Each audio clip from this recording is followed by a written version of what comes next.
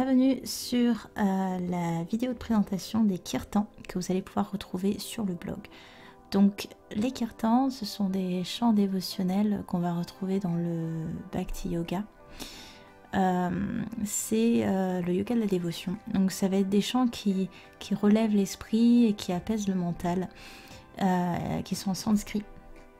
Donc pourquoi le sanskrit? Donc c'est une langue indienne, une langue ancienne, qui a la particularité d'être créée à partir de vibrations de sons. Donc le sanskrit aura une portée vibratoire beaucoup plus forte que si on traduisait les textes en anglais ou en français ou en quelconque autre langue. Donc c'est pour ça qu'on utilise le sanskrit. Donc dans ces chants qui sont utilisés au cours des satsangs, donc ce sont les cérémonies du matin ou les cérémonies du soir pour bien commencer la journée ou bien la terminer. Donc on retrouve ces chants dans les satsangs, on peut les chanter avant et après un cours pour s'ouvrir à l'apprentissage sans obstacle ou encore tout au long de la journée pour s'accompagner tout simplement en musique et rappeler notre dévotion à cette énergie subtile qui nous entoure et qui nous porte tous et qu'on a tous à l'intérieur de nous. Donc c'est pour nous rappeler un petit peu cet esprit d'unité. Donc ces chants, on va reprendre dedans des noms de divinités hindoues. Pourquoi? Donc aussi des noms de, qu'on appelle ça, des prophètes judéo-chrétiens par exemple. Donc ces noms sont utilisés comme forme en fait à cette énergie. Il y aura des gens qui auront du mal à se représenter une énergie subtile et ils auront besoin d'une forme. Par exemple Ganesha, qui est la divinité hindoue qui représente comment dire ça, on enlève les obstacles comme un éléphant qui arrive dans une foule ou qu'importe. Donc ça enlève les obstacles, les pensées négatives.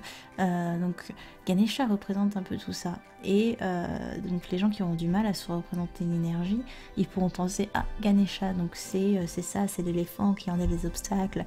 Donc voilà, donc ces noms, il ne faut pas se buter là-dessus parce que c'est vraiment... donc c'est pour ça aussi on peut retrouver Jésus, Bouddha dans ces chansons. C'est un joyeux mélange parce que justement ce n'est pas quelque chose de religieux. C'est quelque chose qui a une portée beaucoup plus subtile et spirituelle et qui peut être chanté par n'importe qui, quelle que soit la religion, la croyance. Donc voilà, le fait que ce soit en sanskrit et qu'il y ait des divinités indienne, on peut se dire oula, c'est de l'hindouisme, et c'est vraiment une tradition orale chantée pour se donner de l'énergie. Et c'est des chants qui chantés en groupe, même seul aussi, mais en groupe, donnent une énergie assez incroyable, une énergie vibratoire. Ça élève le taux vibratoire d'une pièce que de chanter ces syllabes qui ont une portée chacune, qui ont cette portée vibratoire spécifique et qui vont justement élever le taux vibratoire de tout le monde. Donc ces chants, ces kirtans, je vais essayer de les mettre au fur et à mesure sur cette page. Ça prend un peu de temps à faire, mais voilà. Donc et chaque chant est chanté pour telle ou telle chose à tel ou tel moment de la journée. Je vous indiquerai tout ça et je vous indiquerai également si ce sont des chants qui sont en leader voice, c'est-à-dire que vous allez avoir une voix qui va guider le chant et vous répétez tout simplement juste après la voix. Donc vous allez avoir un moment de silence et vous pourrez répéter. Ou alors ce sont des chants qui se chantent comme une chorale, c'est-à-dire qu'on chante tous en même temps. Et dans tous les cas, vous me suivez dans les vidéos, dans les pistes audio. Donc voilà, j'espère que ça vous plaira.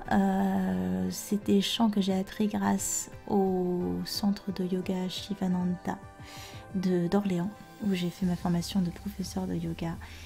Et si vous êtes musicien et que vous avez envie de travailler avec moi, n'hésitez pas. Je fais ça un petit peu de manière très artisanale chez moi. Donc si vous êtes musicien, la porte est ouverte. Merci beaucoup. Namasté.